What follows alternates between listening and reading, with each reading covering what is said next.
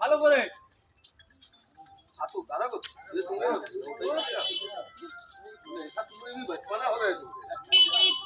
এক minute video call করবি সবুজ আয়নের উদ্দেশ্যে।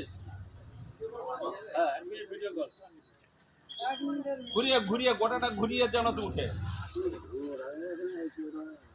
সময়টা নিবি।